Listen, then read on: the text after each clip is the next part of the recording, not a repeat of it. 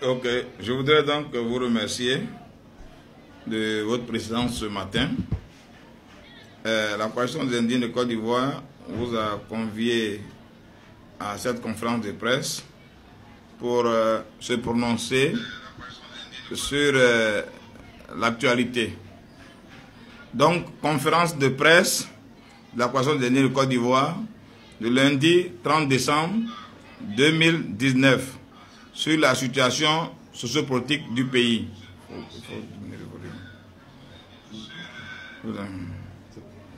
À la fin de l'année 2019 et à l'orée d'une nouvelle année 2020, la question que nous nous posons est de savoir si la Côte d'Ivoire, notre pays, est un État de droit, donc un pays démocratique. Est-ce que le peuple de Côte d'Ivoire peut demander des comptes de la gestion des affaires publiques aux gouvernants? Est-ce que le citoyen peut donner son opinion sur l'actualité politique sans risque? Est-ce qu'il peut appartenir à un parti politique de son choix ou à un syndicat sans risque de tout genre? Est-ce que les partis politiques, syndicats et ONG peuvent se rassembler sans répression de tout genre? La réponse à toutes ces questions est non. Alors, nous sommes dans un régime de dictature. Qu'est-ce que la dictature? Sur la question, la vidéo du professeur Mamadou Koulibaly de jeudi dernier explique réellement ce que c'est que la dictature. Mais, voici une définition très simple de la chose, c'est le non-respect des libertés individuelles et collectives, surtout par les gouvernants.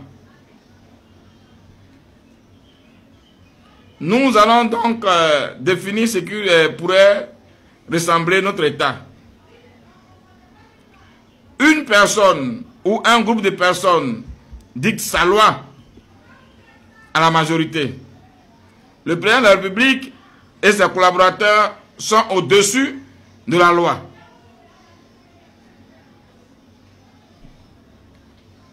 Ils peuvent détourner l'argent du contribuable, tuer, falsifier sans être inquiétés. Ce sont les caprices de M. Ouattara qui font foi de loi. Là où s'arrête la loi, commence le pouvoir de M. Ouattara. C'est la raison pour laquelle nous demandons ici et maintenant la libération immédiate des députés et condamnons avec la dernière énergie les événements du 23 décembre et ses corollaires. Nous demandons également la libération des détenus politiques trop longtemps détenus injustement. Nous demandons que le salaire des enseignants-chercheurs de l'université bloqués depuis plus d'1 an soit reversé sans condition. Face à l'injustice, à l'arbitraire et à la misère vécue au quotidien, la coalition des Indiens de Côte d'Ivoire pose la question au peuple de Côte d'Ivoire. Que faire? À cette réponse, nous voulons donc appeler tous les Ivoiriens à tuer en eux la peur. Aujourd'hui, ce que nous subissons et ce que Ouattara nous fait subir sont des produits de la peur. Ouattara a peur de rendre compte de sa mauvaise gestion. Ouattara a peur de perdre ses privilèges. Et le peuple de Côte d'Ivoire subit par la peur la répression de Ouattara parce qu'il refuse d'être demain réprimé. Il refuse de perdre son travail. Il refuse de faire la prison. Il refuse même d'être tué. Donc la peur nous soumet à la mauvaise gestion de Ouattara. Nous devons donc tuer en nous la peur. Nous devons oser le courage. Vous voyez, avec tout ce que Ouattara fait aujourd'hui, c'est nous qui nous donnons le pouvoir. Parce que nous avons peur, nous nous offrons en sacrifice, mains et pieds liés à Ouattara et il fait de nous ce qu'il veut. Ça, nous devons essayer de changer cela. Nous devons aussi nous indigner. Nous indigner face à cette situation de pauvreté que nous vivons au quotidien. Face à l'indignation, il nous faut une prise de conscience du danger qui nous guette tous. Pourquoi nous parlons de danger? Aujourd'hui, Ouattara ne fait pas arrêter ceux qui ne dérangent pas, ceux qui sont aveugles. Il fait arrêter ceux qui pourraient gêner sa gestion, sa mauvaise gestion d'ailleurs. Quand on disait, et je me rappelle, une année, nous étions à la CNC et j'ai raconté une histoire. Quelle est cette histoire-là? Mon grand-père m'a raconté une histoire de la souris et du piège. Il était dans un village où il y avait tous les animaux. De l'éléphant, ou du bœuf du moins. Du bœuf au cabri, à la chèvre, au poulet et à la souris. Et il s'est trouvé que la souris a découvert qu'il y avait un piège tendu pour lui. Alors la souris s'est empressée à aller voir un coq. Pour dire, cher ami coq, voilà que le propriétaire du jardin vient de dresser un piège, vient de tendre un piège. Si on ne fait rien, ce piège-là va nous emporter. Le coq a dit à la souris, mais le piège d'une souris, qu'est-ce qu'il peut bien me faire? Donc, petite souris, est-ce que tu peux me laisser tranquille? La souris est allée voir le cabri.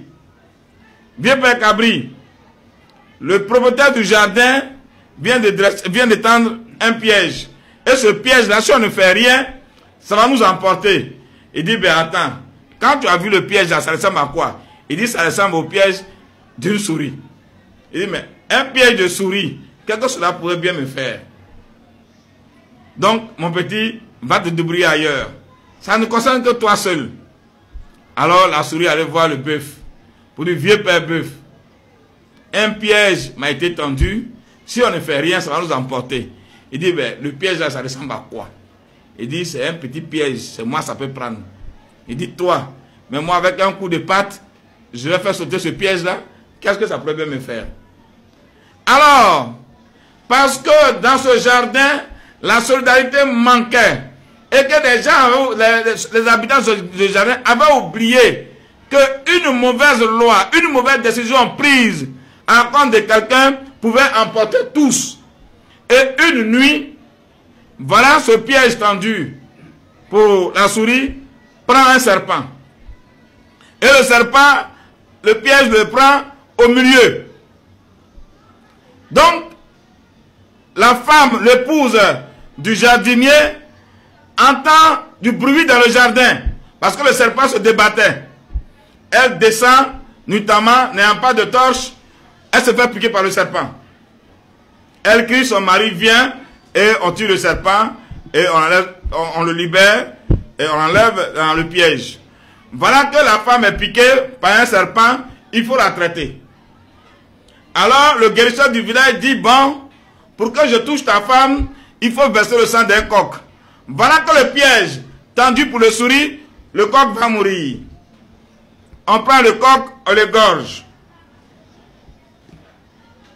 On l'égorge.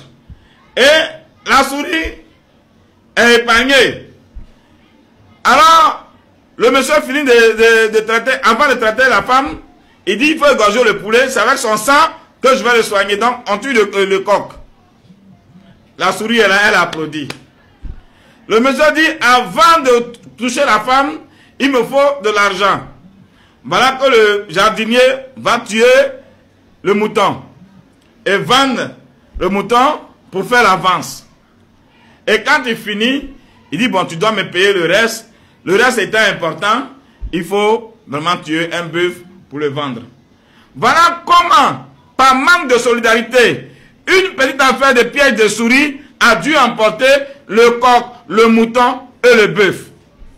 Alors, ce qui se passe aujourd'hui en Côte d'Ivoire, c'est le manque d'assistance, le manque de solidarité dans le cas de ceux qui sont opprimés, dans le cas de ceux qui sont victimes de la mauvaise gouvernance de Ouattara, qui nous emporte aujourd'hui.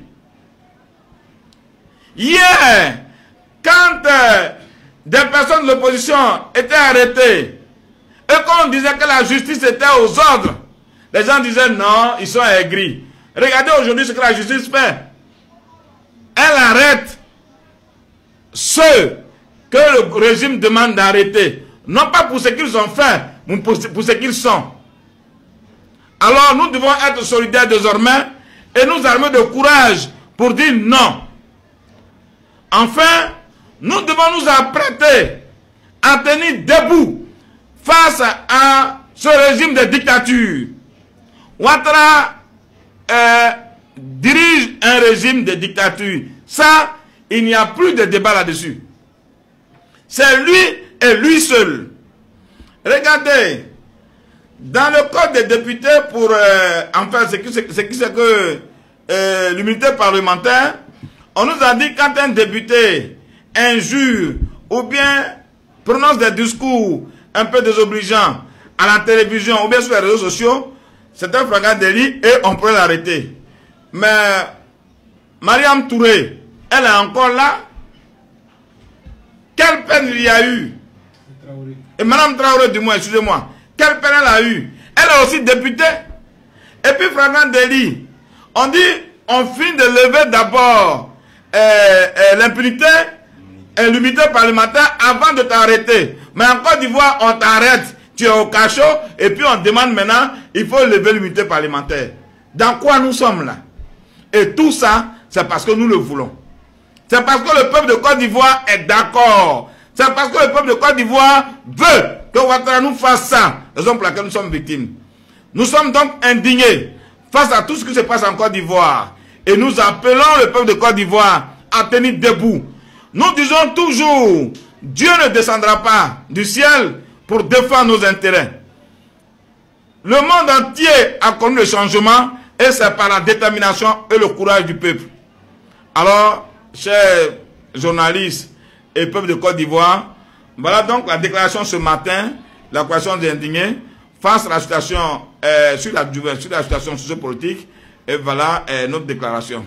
Nous donc sommes ouverts à vos différentes questions. Merci.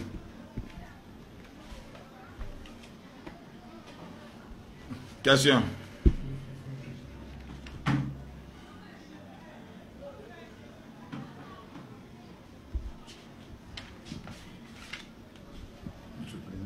Oui, présentez-vous. Moi, c'est oui, tout à l'heure, lors de votre déclaration, vous entendez dire que ce que. Qu'est-ce que vous faites que le président Ouattara au-dessus du pouvoir? Au-dessus de la loi, pardon. Au-dessus de la loi. Parce que vous dites qu'il fait ce qu'il veut. Est-ce qu'on peut avoir des détails? Et puis, ma seconde question, j'avais demandé au peuple de se tenir debout. Est-ce que vous pouvez aller plus loin?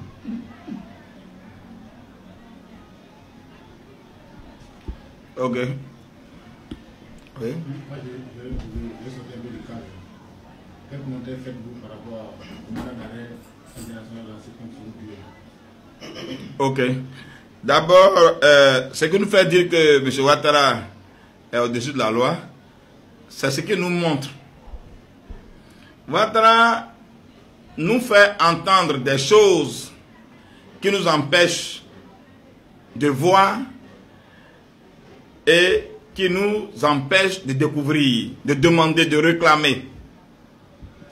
Ouattara, dans son camp, nous avons connu le détournement au niveau de l'université. C'est-à-dire, l'ex-ministre de l'enseignement supérieur a parlé de la réhabilitation de l'université, des universités, à plus de 110 milliards. En réalité, c'est le gazon et la nouvelle peinture qui ont coûté 110 milliards. Et là, ça fait beaucoup de bruit. Mais il n'a pas été entendu. Là, c'est le détournement du contribuable. Il n'a pas été entendu. Il a tout simplement été muté. Et puis après, faire de lui son conseiller spécial. On a connu aussi de l'histoire dans le café cacao. C'est Ouattara qui décide qui doit faire la prison. C'est pour ça qu'il est au-dessus de la loi. C'est pour ça que j'ai dit, ce sont ces caprices qui font foi de loi. Quand tu es avec Ouattara, M. Ouattara du moins, tu n'as pas droit à la prison. Mais le jour où tu décides de le quitter, alors, quand tu avais détourné l'argent du contribuable, là, il va remettre ça sur place. Mais quand tu es avec M. Ouattara, et que tu voles, et que tu tues, et que tu es dans le faux, tu es toujours protégé par lui. C'est pour ça qu'il est au-dessus de Ouattara. C'est pour ça que le président Mamadi Coulibaly dit, lui il est au-dessus de Ouattara, mais lui qui est au-dessus de lui. En principe, c'est le peuple de Côte d'Ivoire qui devait être au-dessus de M. Ouattara. Mais non. Voilà pourquoi il est sans loi. Il est au-dessus de la loi. Vous voyez, les députés qui sont arrêtés aujourd'hui, il y a quand même des députés dans son rang qui sont hors la loi, qui disent des choses désobligeantes. Mais est-ce qu'on les a une fois convoqués? Non, parce que pour l'instant, ils font l'affaire de M. Ouattara. Donc, ce n'est pas la loi de Côte d'Ivoire qui décide. Et j'ai dit dans mon liminaire que le pouvoir de Ouattara commence là où s'arrêtent les lois. C'est pas les lois que lui vient. Voilà pourquoi il est hors la loi. Voilà pourquoi je dis qu'il est au-dessus de la loi. Alors, il faut que l'on se tienne debout. Oui, nous devons tenir debout. Nous sommes toujours, en la croissance des indignés, nous sommes toujours contre les révolutions violentes. Mais nous voulons une révolution fondamentale en Côte d'Ivoire. Une révolution qui va changer les institutions. Une révolution qui va faire bouger tout le monde. Et cette révolution-là commence par nous-mêmes. Il faut vaincre la peur en nous. Si tu as peur de perdre ton salaire, si tu as peur d'être chicoté, si tu as peur d'être tué, alors tu ne changeras rien.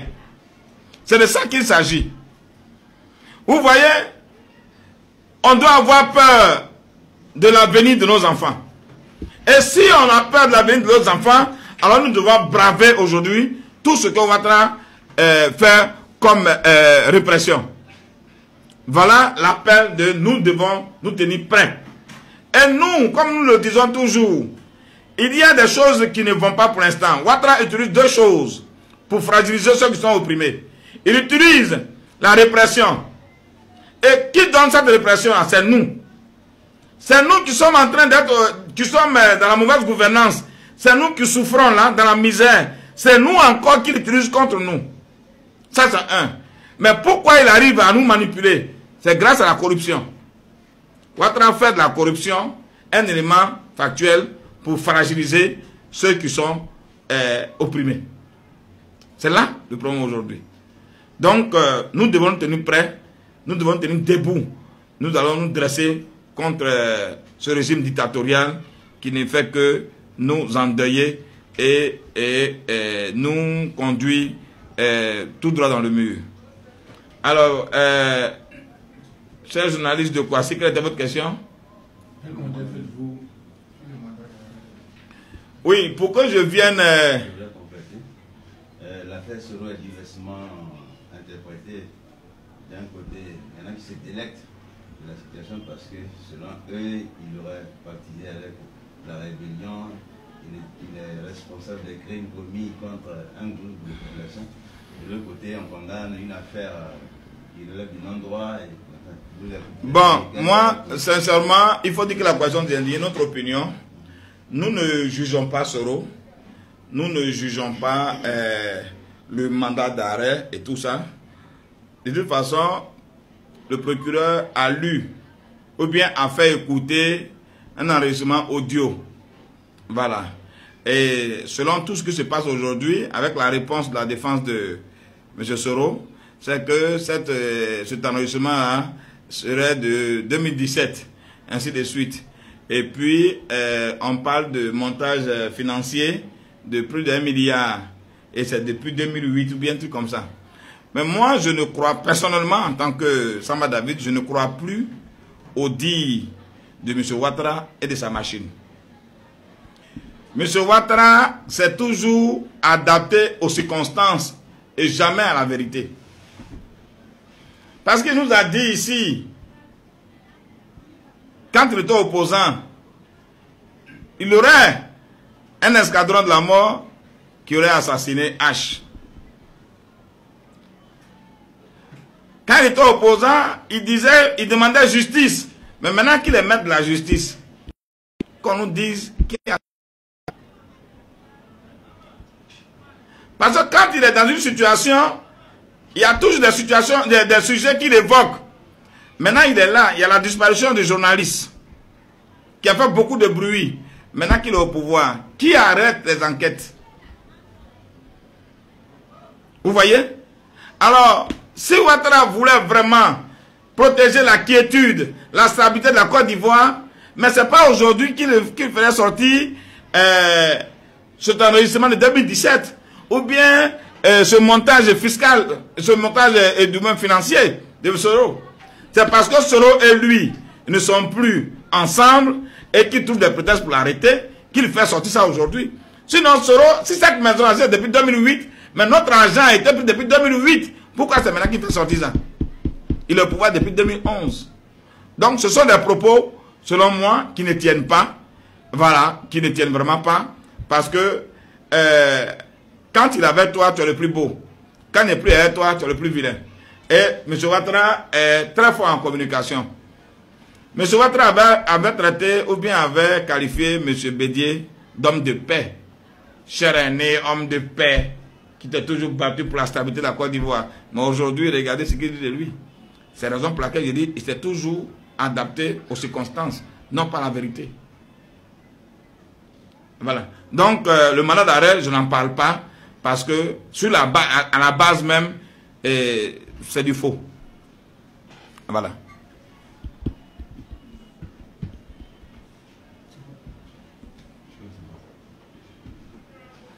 Pour le mot de fin,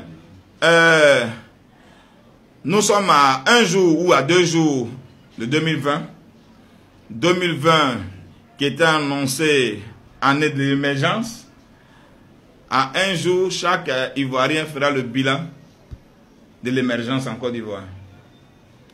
Est-ce que 2020 étant arrivé dans un jour du moins, est-ce que nous sommes vraiment émergents?